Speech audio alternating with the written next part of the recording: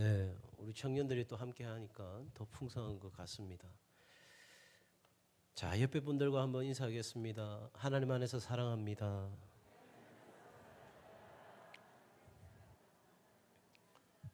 네. 근데 그 표정이 거의 뭐 사랑이 아니라 힘들어요. 이런 표정인 것 같습니다. 우리는 누구일까요? 무엇보다 우리는 하나님의 사랑받는 자녀입니다. 또 우리는 예수 그리스도를 닮아가는 제자이기도 하고요. 그리고 오늘 성경 말씀 우리에게 하나님이 인정하시는 일꾼이어야 한다, 이 말씀도 하고 계시죠. 다른 표현도 여러 가지 있을 수 있는데 저는 오늘 우리는 무슨 연필? 몽땅 연필. 아마 지금 우리 어린이부 친구들 또 청소년들도 잘 모를 수 있을 것 같아요. 우리 어른들은 다 아시죠, 그죠? 예. 요즘은 샤프 펜슬 쓰다 보니까 연필 뭐 이렇게 쓰고 하는 경우가 잘 없기도 합니다. 나는 몽땅 연필이다. 자, 한번 옆에 분하고 인사할 때 좀 진지하게, 피곤하셔도 나는 몽땅 연필입니다. 한번 인사하겠습니다. 네.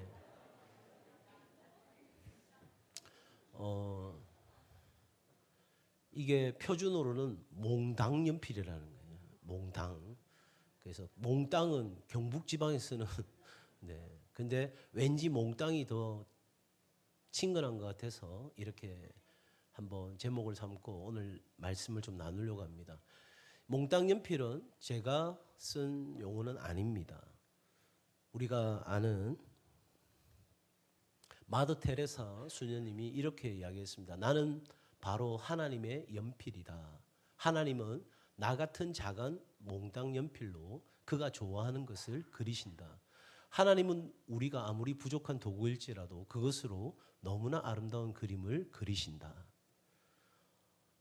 하나님은 나는 하나님 앞에서 근사한 그런 연필, 또 제법 괜찮은 어떤 게 아니라 정말 작고 보잘것없는 몽땅 연필 같은데 하나님은 그것을 주시고 하나님의 작품을 그려가신다는 거죠. 여러분 믿으십니까? 네.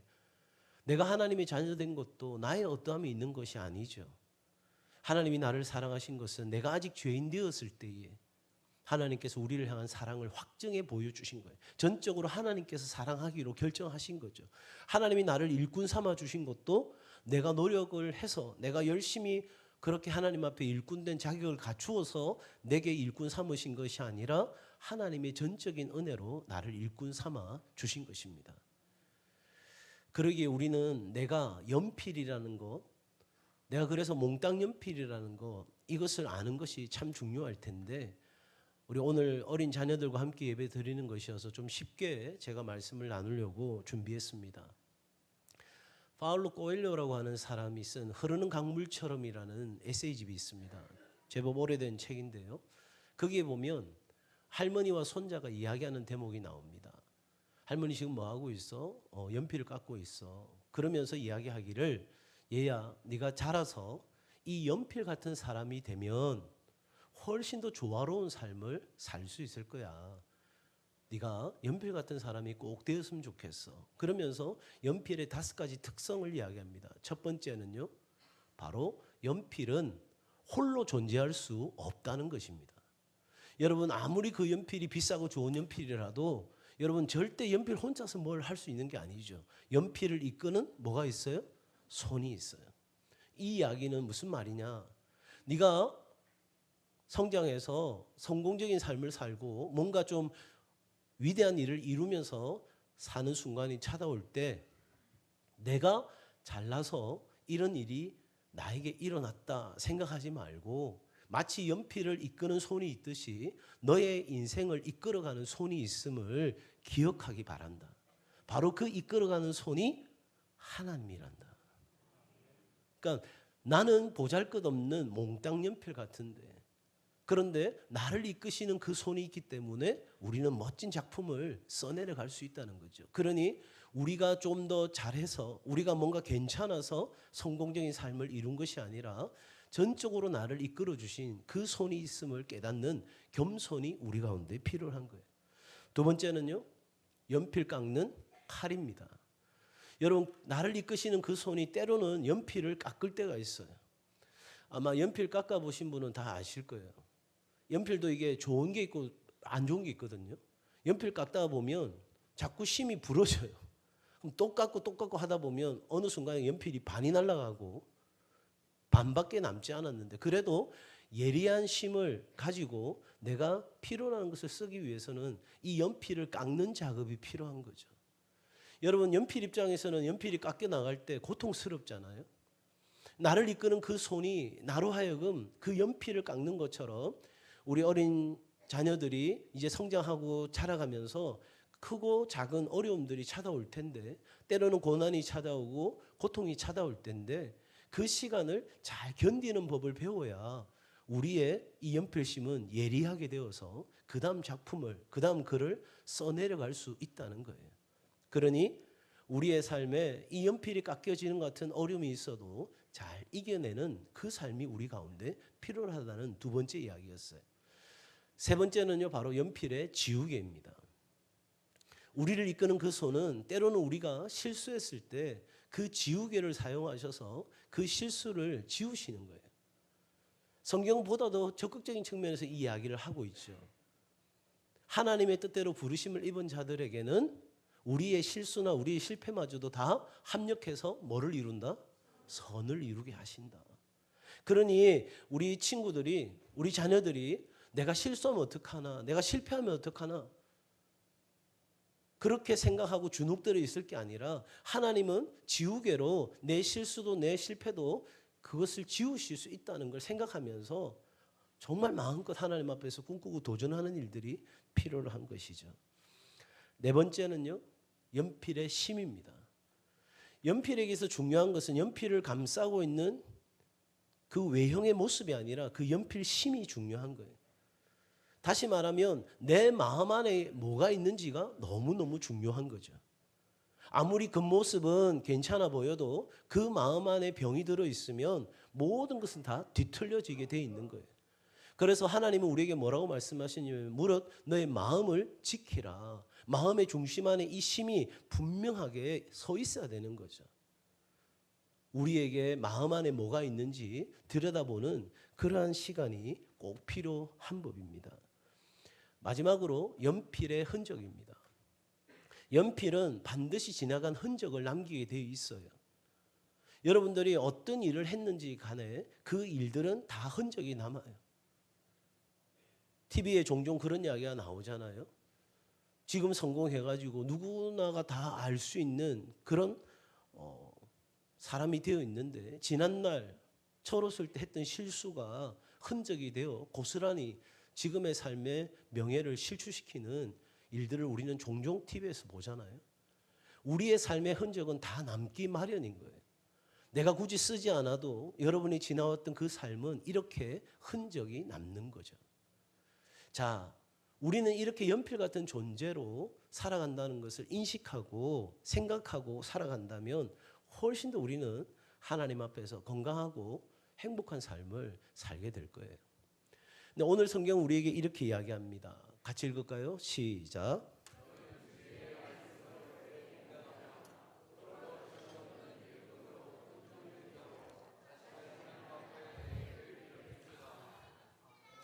네, 힘써라. 힘쓰고 있잖아요, 지금. 하나님은 우리에게 말씀하시는 거예요. 그러니까 연필 같은 존재인데, 그 연필 같은 존재가 어떤 사람이냐면 하나님 앞에서 부끄러울 것이 없는 일꾼으로 인정된 자. 그러니까 하나님의 신실한 일꾼으로 인정된 자가 되어야 되는데, 그러기 위해서는 진리의 말씀을 옳게 분별하는 일이 일어나야 되는 거죠.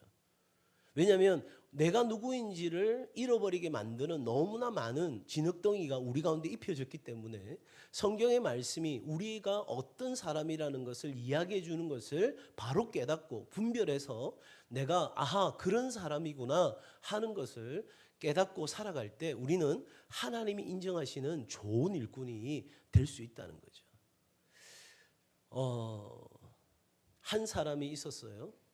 이 사람이 농사를 짓는 농부인데 한날은 독수리 둥지에서 떨어진 독수리 새끼를 주워다가 자기 집에 있는 닭과 오리가 있는 그 닭장 안에다가 이 독수리를 집어넣은 것입니다. 그리고 먹이를 주면서 기르고 있었어요.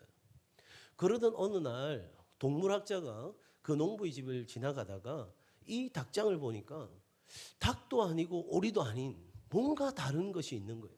그래서 유심히 보니까 독수리인 거예요. 깜짝 놀라가지고 이렇게 이야기하는 거예요. 아니, 독수리가 어떻게 닭장 안에 있어? 그랬더니 이 농부가 빙그레 웃으면서 그렇게 이야기하는 거예요. 내가 이 독수리를 주워다가 닭하고 같이 먹이를 주면서 너는 닭이야. 그렇게 나는 이 독수리를 기르고 있어. 이제 이 독수리는 닭처럼 살아갈 거야. 동물학자 이야기를 들으니까 굉장히 마음이 좀 불편한 거예요. 아니, 그래도 독수리 안에는 독수리의 그 마음이 있지 않을까? 그래서 독수리는 독수리답게 살고 싶지 않을까? 내가 생각할 때는 기회만 준다면 얼마든지 독수리는 날개짓하고 푸른 창공을 향해 날 수 있을 거야. 그랬더니 농부가 이야기하는 거예요. 아니야, 지금 닭들하고 똑같이 내가 길렀기 때문에 이제는 전혀 독수리 같이 살지 않을 거야. 그래서 동물학자가 이야기합니다. 그러면 내가 이 독수리를 하늘로 날려보내도 괜찮겠냐.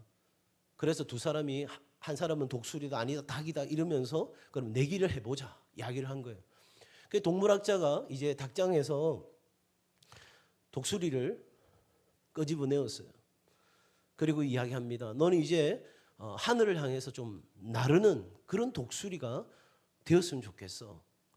지금 닭들하고 있어가지고 될 게 아니야. 자, 이제 내가 너를 하늘로 날릴 테니까 하늘로 쫙 날아 올라가야 돼. 그리고 쫙 던졌어요.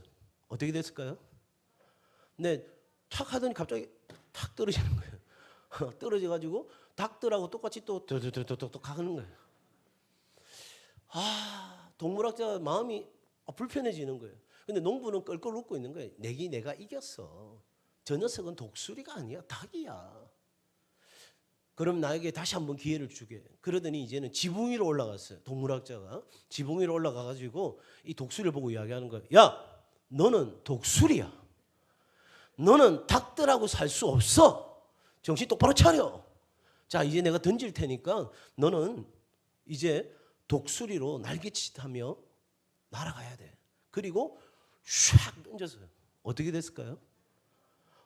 날아갔다고 하면 여기서 이야기 끝나야 되는데 다시 딱 내려오는 거예요.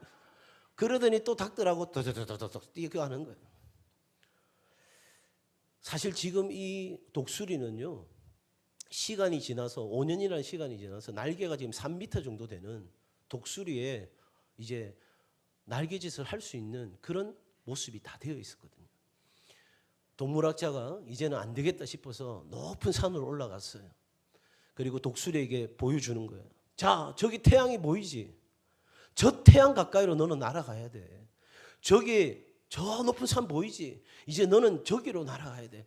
야, 너는 닭이 아니야. 독수리야, 이놈의 새끼야. 이러면서 정신 똑바로 차리지. 이러면서 이제 독수리에게 기합을 잔뜩 주고 나서 그리고 있는 힘껏 하늘 향해서 확 던졌어요. 어떻게 됐을까요?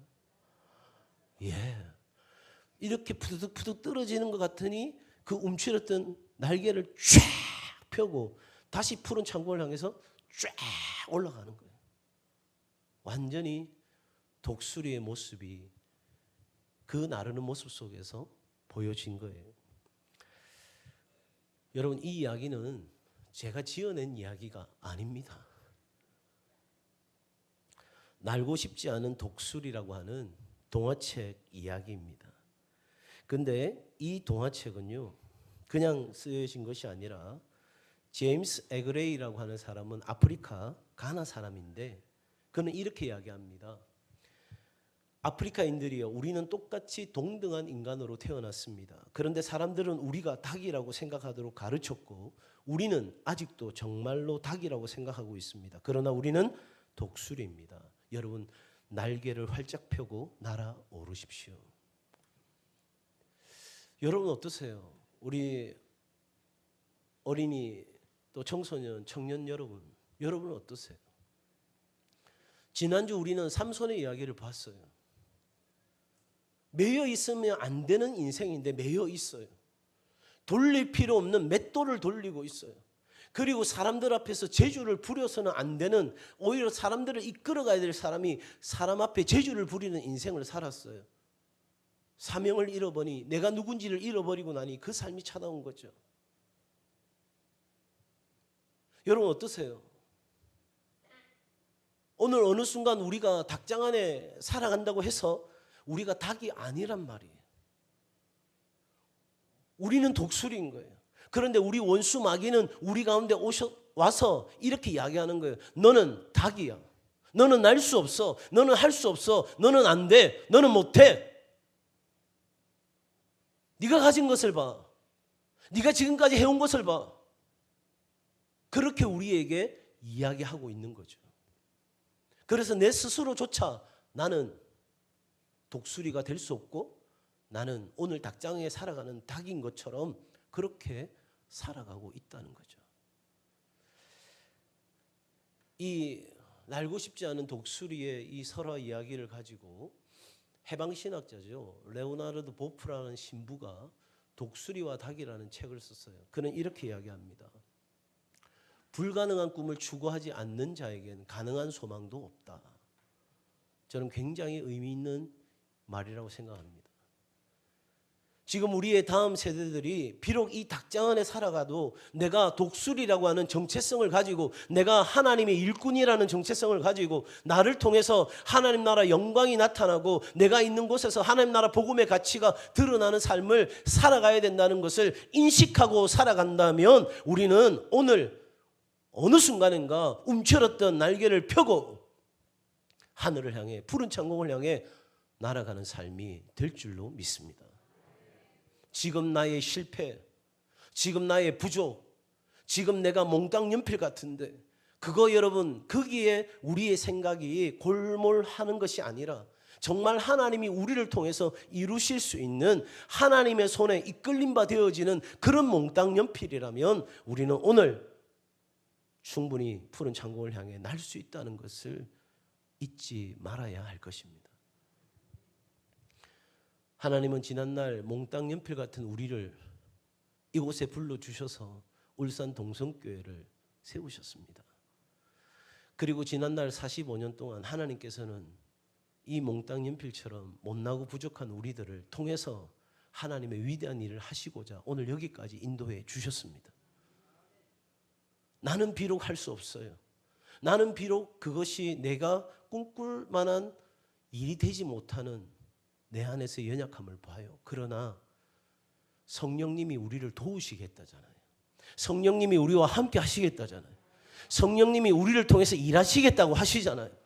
그러면 하나님의 진리의 말씀을 옳게 분별하여, 아하, 나는 안 된다고 생각하고, 나는 지금 꼴등하고 있는데, 나는 지금 발달이 늦었는데, 나는 지금 우리 가정 형편이 그런 것을 꿈꿀 수 있는 그런 형편이 아닌데, 여러분 내 삶의 자리가 어떠하든지 그것을 잠깐 내려놓고 하나님으로부터 오는 꿈을 꾸고 우리가 그 하나님을 믿는 믿음 안에서 나아간다면, 성령께서 우리의 헬퍼 되시는 성령께서 우리를 도와주신다면 우리는 능히 하나님 나라 영광을 위한 삶을 보다 더 가치 있게 살아가게 될 줄로 믿습니다. 이 삶이 우리 동성의 모든 가족들의 삶이 되고, 특별히 오늘 온 세대 우리 모든 자녀들의 삶이 되어 멋진 인생의 비상을 할 수 있기를 바랍니다. 한번 옆에 분들과 이야기할까요? 당신은 닭이 아니고 독수리입니다.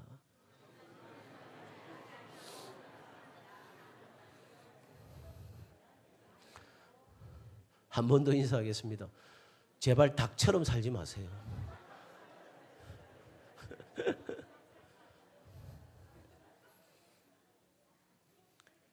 지금은 내가 부족하다 할지라도 내가 독수리라 확신하고 날개짓을 하기 시작하면 어느 순간인가 우리는 우리를 가둬놓은 모든 것들을 박차고 날아오르게 될 것입니다. 하나님의 교회가 그렇게 하나님의 영광을 위해서 나아가기를 원합니다. 독수리는 늙어도 독수리입니다. 독수리가 걸어 다니지 않습니다. 날지요. 독수리는 새끼여도 독수리입니다. 기어 다니지 않습니다. 그러니 오늘 하나님과 함께하는 멋진 인생의 여정이 되기를 다시 한번 주의 이름으로 축복합니다.